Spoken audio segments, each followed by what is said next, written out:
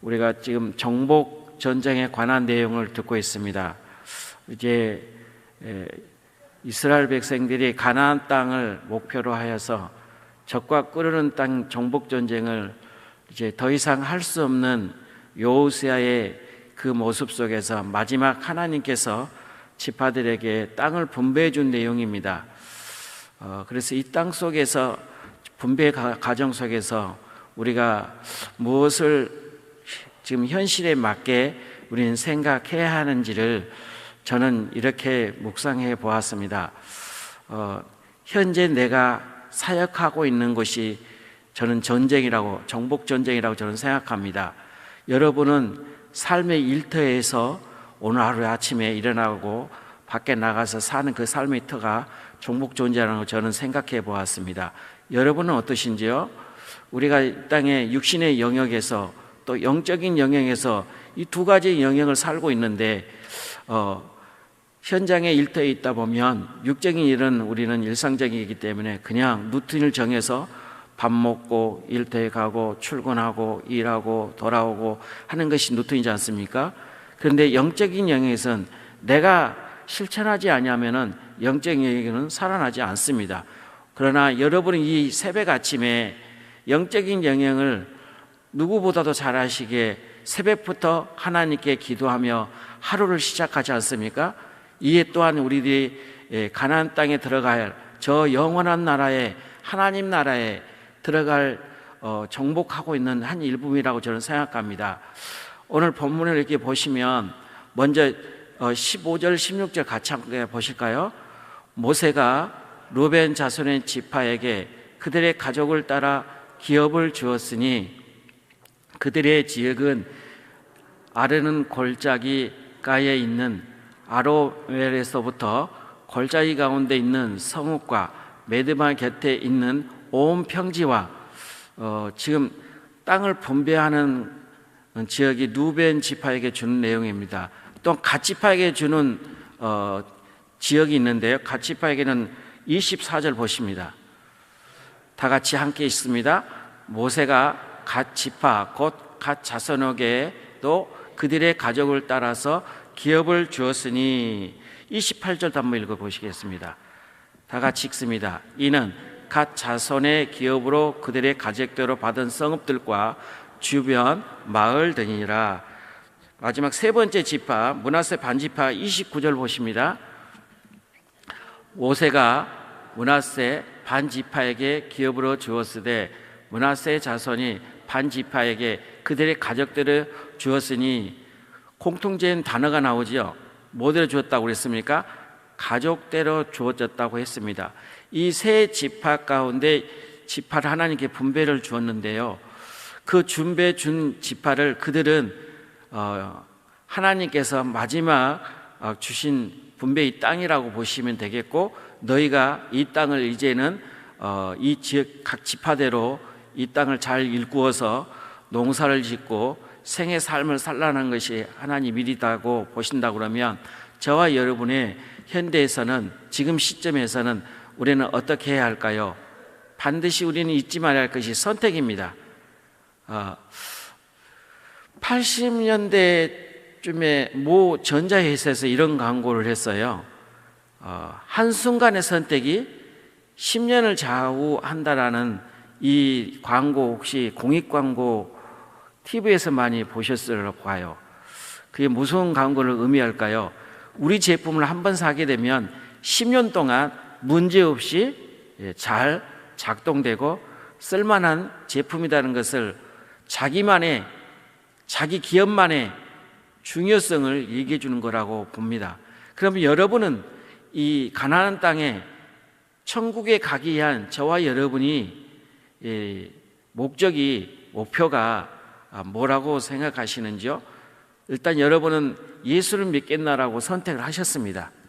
그럼 예수 믿겠노라고 선택했고 지금 교회 이 당에 앉아 있거든요. 혹시 예수 믿는 것이 짐이 되신지요? 아니라고 얘기를 하셔야 하는 게 아닐까요? 근데 때로는 막 짐이 된 적도 있었죠. 솔직히 하시는 게 좋아요. 하나님은 솔직한 게 좋아하거든요. 때로는 예수 믿는 것 때문에 많은 손해본 일들이 많거든요. 근데 그럼에도 불구하고 하나님 절대 우리를 손해를 보게 하지 않는다는 사실을 믿으시기 바랍니다. 현실의 눈에는 손해보는 것 같지만, 그런데 하나님께서는 내가 현 삶의 육적인 영역에서 내 눈에 볼 때는 손해본 것 같지만 하나님 볼 때는 더 많은 걸 준비하고 있다는 걸 우리는 믿음으로 볼 수 있어야 한다고 저는 생각합니다. 근데 이렇게 오늘 이스라엘 백성들에게 분배의 땅을 쭉 설명해 줄 가운데 한 대목을 보시면 22절 한번 보실까요? 눈여겨봐야 할 자리입니다. 다 같이 함께 있습니다. 이스라엘 자손이 그들을 살육하는 중에 부올의 아들 점술과 발람도 칼날로 죽였더라.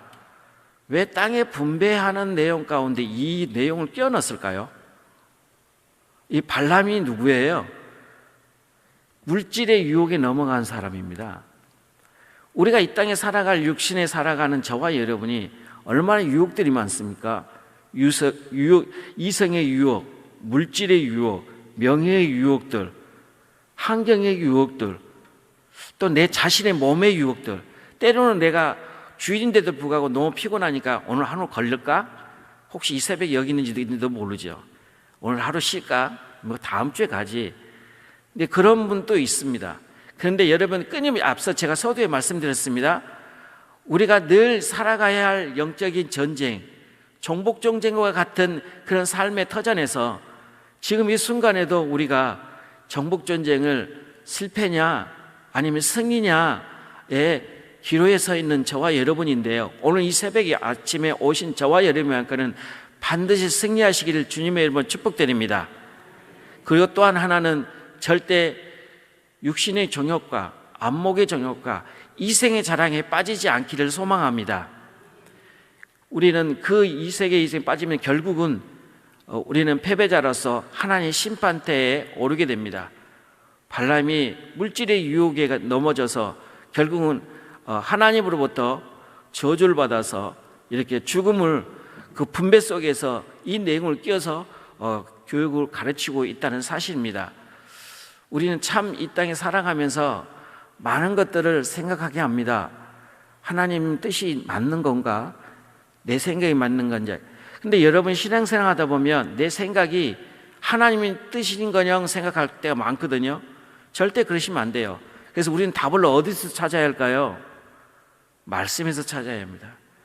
말씀에서 답을 찾지 않고 내 생각에 답을 찾는다면 결국은 그거는 죄로 연결돼요. 내 육신의 정욕으로 빠져나가게 돼요. 그러면 결국은 하나님의 영광이 가리게 되고 결국은 그 영향이 나에게 와요. 그래서 저와 여러분이 일상의 삶의 영역에서, 영적인 영역에서 두 가지 영역을 우리는 지금 살고 있는데 반드시 육적인 영역에도 승리하시고요, 영적인 영역에도 승리하는 여러분 되시기 바랍니다. 저는 말씀을 맺으려고 합니다. 이 두 가지 가운데 우리는 이 본문 속에서 두 가지 의미를 좀 생각했으면 좋겠습니다. 하나는 내가 맡겨진 삶의 지금 현 순간이 종복전쟁 같은 것이기 때문에 우리는 실패자가 아니라 믿음으로 승리자가 되어야 한다는 사실입니다. 말에서도 그렇고요, 생각에서도 그렇고, 늘 생각하더라도 믿음의 생각을 해야 되고, 말을 해도 믿음의 말을 하셔야 합니다. 설령 내 주변 사람들이 아유 선생님 그렇게 하면 안 된다고, 내가 봐도 그렇게 하면 안 될 것 같은데요 라고 하면 그런가 긴가 하라고 우리는 흔들릴 때가 있거든요. 근데 여러분, 눈의 시각으로 봤을 때, 그래서 앞서서 아까 세 가지 정욕을 얘기했습니다. 안목의 정욕, 이생의 자랑, 육신의 정욕이 끊임없이 우리들을 유혹하고 있다는 사실을. 그래서 우리는 이 땅의 삶의 일터에서 전쟁과 같은 곳에서 하나님의 나라를 발견할 수 있어야 되고요, 믿음의 열매를 발견할 수가 있어야 돼요.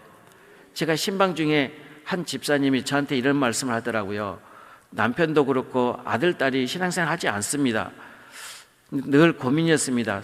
31살이 되었음에도 불구하고 아직 취업을 하지 못하고 있는 그런 상태에 있을 때 본인은 얼마나 가슴앓이 하고 있을까요? 근데 이 일을 보고 있는 부모님은 이로 말할 수가 없겠죠. 그런데 기도를 했다고 합니다. 아들을 위해서요. 당연히 부모 입장에서는 아들이 취업에 가는 것에 대해서 기도했겠죠. 근데 아들이 31살에 되어서 갑자기 공부를 하겠다는 겁니다. 대학을 다 졸업했음에도 불구하고 재도전을 하는 거지요. 그러니까 그 집사님은 느끼기를 하나님 우리 아들의 마음을 움직였나 보다. 본인대로 그 믿음으로 보는 거죠. 여러분도 이 삶의 현장에 그렇게 보시기를 바랍니다. 그러면 반드시 여러분들이 웃음이 꽃이 필 날이 오게 될 거예요. 그러면서 마음이 평안함이 찾아올 줄로 믿습니다. 두 번째는 절대 우리는 물질의 유혹에 넘어가면 안 됩니다. 그리고 절대 우리의 삶 속에서 내 육신에 달짝지근하는 설탕과 같은 맛있는 맛집의 음식처럼 우리 삶의 현장에서는 유혹들이 많거든요. 그래서 여러분은 절대 믿음으로 바라보시고 믿음으로 생각하시고 좌로나 우로나 치우치지 않고 오늘도 종복전쟁의 일터에 나가는 저와 여러분이 승리자로서 쓰임받는 우리 모든 성도님 되시기를 주님의 이름으로 축복드립니다. 기도드리시겠습니다. 참 좋으신 하나님 아버지, 감사와 찬양을 영광을 올려드립니다. 이 새벽이 아침에 저희들 단잠을 깨워 기도의 자리에 오게 해주심을 감사합니다. 많이 피곤하고 오늘도 분주한 가운데 이 자리에 나왔습니다. 몸은 무겁지만 그러나 마음만큼은 오늘도 하나님의 참된 평안과 이로가 충만하게 넘치는 복된 하루가 되기를 소망합니다. 이 출발이 주께서 역사와 인도로 성령님과 함께하는 동행하는 복된 하루가 되게 하여 주시옵소서. 지금 이 순간에도 신음하며 투병하고 있는 우리 성도님들이 많습니다. 또 이를 위하여 옆에서 보호자로서 애쓰고 수고하시는 가족들도 있습니다. 오늘 내일 하는 그런 임종을 앞두고 있는 우리 가족들도 있습니다. 하나님 불쌍히 여겨 주시옵소서. 또 재정의 문제 때문에, 물질의 문제 때문에, 진로의 문제 때문에, 취업의 문제 때문에 고민하며 기도하고 나간 분들이 있습니다. 또 우리 수능생을 앞두고 있는 우리 부모님들도 있습니다. 또 군 입대를 앞두고 있는 우리 부모님들이 있습니다. 늘 우리 생활 삶 속에 금신 걱정들이 눈앞에 있지만 그러나 하나님께서 반드시 우리 아들, 딸들을 지켜줄 줄로 믿습니다. 우리 일터에서도 성령님이 함께해 줄 줄로 믿습니다. 내 삶의 터전에서 영적 영역과 육적인 영역에서 주의 성령님이 함께 동행해 주시고 적들을 막아 주시옵소서. 어둠의 세력들을 막아 주시옵소서. 질병으로부터 자유케 하여 주시옵소서. 신앙의 멍에로부터 자유케 하여 주시옵소서.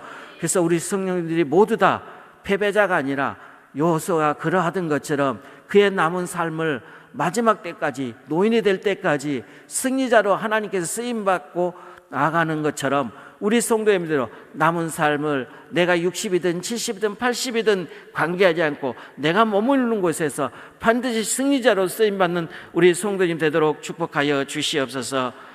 지금 이 순간에서 애쓰고 수고하시며 복음 전하며 또 여러 가지 목회 현장에 있는 저희 담임 목사님을 축복하여 주시옵소서. 저희 담임 목사님 또한 비전을 두고 기도하고 있습니다. 새롭게 시작하는 또한 모든 맡겨진 일들이 있습니다.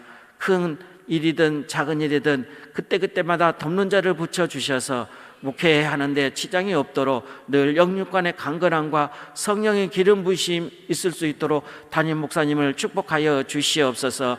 특별히 육신에 강건케 하여 주시고 건강하게 지켜 주시옵소서. 눈이 새하지 않게 하여 주시옵소서. 소화도 잘 될 수 있도록 도와주시옵소서. 오늘 이 새벽 아침에도 빈손은 오지 아니하고 작정과 목적과 일천번제로 감사의 예물로 하나님께 올려드립니다. 하나님 받아 주시옵소서. 그 예물을 통하여 하나님께 귀하게 쓰임받을 수 있도록 도와주시고 이를 위하여 기도하고 있는 우리 성도님들에게도 한 분 한 분마다 귀 기울여 주시며 그 기도를 신음을 속히 들어 응답하여 주시옵소서. 또 우리 수능생들 수시와 정시를 준비하는 우리 아들, 딸들을 축복해 주시옵소서. 믿음의 환우들을 축복하여 주시옵소서. 친히 찾아가 주시옵소서. 오늘 하루도 이 땅에 살아가는 우리 대한민국 자유민주주의 복음으로 통일되는 우리 대한민국이 되게 하여 주시옵소서. 악법들이 사라지게 하여 주시옵소서. 이념의 사상들이 떠나가는 역사 있게 하여 주시옵소서. 이 땅에 우상에 숭배하는 우리 대한민국을 용서하여 주시옵소서. 우리를 구원하신 예수님의 이름으로 감사하며 기도드리옵나이다. 아멘.